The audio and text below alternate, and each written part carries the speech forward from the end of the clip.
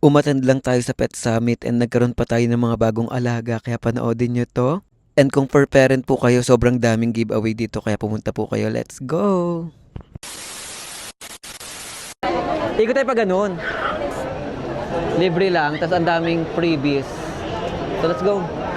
May mga cage din dito, ayan o, 8.5. Stainless na siya, so man din na ganyan. So tara maglilibot na tayo, isasama ko kayo. Nice to meet you. Hello po.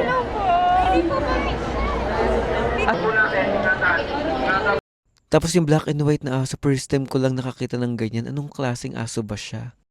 Tapos ang una po nagbigay sa atin is Yum Yum Dog Food. Kaya maraming salamat po kasi nakapollow daw po sila sa atin. And habang nakikipag-usap ako kay Kuya, ayan, ikot-ikot lang po tayo. And meron din po nag-approach sa atin na follower din natin.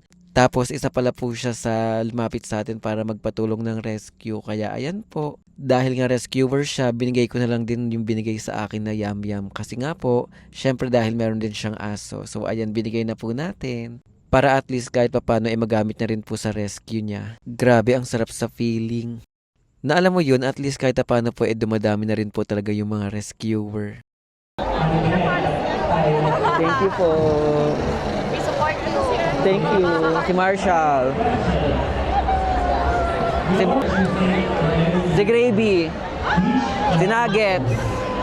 Ang dami nila. Pagod.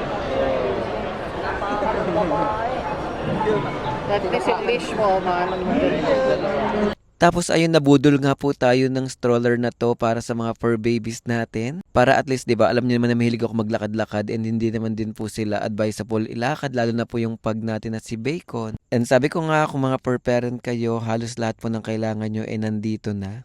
Kailangan lang talaga magsipag lang po kayo maglakad-lakad kasi po sobrang daming tao kanina. And syempre, dadaan din tayo sa Animal Kingdom Foundation. Isa po ito sa mga talaga namang lumalaban kapag dating sa mga voiceless animals. Kaya sobrang saludo rin po ako sa kanila. So first day kasama ko sila, pero bukas Saturday, ibang aspins naman po yung mga kasama natin. Ang dami saan kunyur oh. African Grey.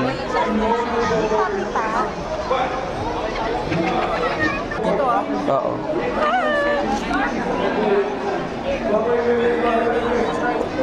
Bago kong alaga, guys. Si Cheesecake pangalan niya. Go ha.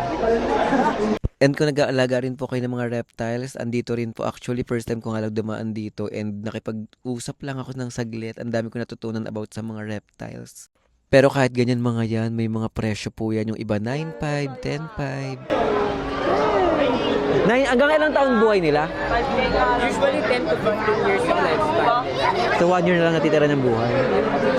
Tapos alam niya, first time ko nakakita ng Bengal's cat. Alam ko ito yung mga mamahaling pusa eh. And bukod po dyan, kung gusto din po mag-keep ng mga ball python, ito po yung mga hindi lumalaking snakes. Tapos first time ko lang din nakakita ng mga skinny na guinea pig and grabe, ang mamahal pala talaga ng mga ganitong uri ng guinea pig. Kasi ako nakita ko lang is yung mga normal, mga 300 to 450 pero ito 6,000 pesos. Hindi ko rin alam kung ano tawag dito pero ang cute din yan para sila mga dinosaurs. Tapos meron din mga hamsters. Tapos ito, ano ba tawag sa ganyan? Musang ba yan? Correct me if I'm wrong kung musang ba siya. Tapos ito, di ba yung chameleon ba ang tawag dyan? Yung nagbabago-bago yung kulay depende kung saan siya nakadikit. Tama ba? May mga pagong din na iba't iba yung uri. Again?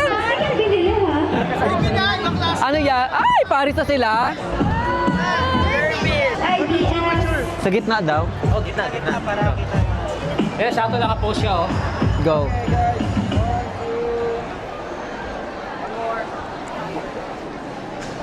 Yay! Thank you po. Alo. Oo, ano? Ito, ano muna tayo? Ana. And syempre, hindi rin magkapatalo ang Lucky Pets. Nagbigay rin po sila ng cat food para sa mga rescue cats natin. Sa mga nagtatanong po, tomorrow, Saturday, andito rin po tayo. Kaya magkita-kita po tayo dito bukas. At tama po kayo, nanalo po tayo ng ball python. Opo. Isa tayo sa nabunot ng grand prize. Tapos tagan nyo itong daga na ito kung mag-guinea pig. 75,000. O guys, 75,000 pesos. Ano kinakain nyo ito, gulay din? Bamboo. Kaya siya tawag na bamboo rat. Yes, so... Pero di siya nangangagat. Hindi. Ang ganda. May black ba nito?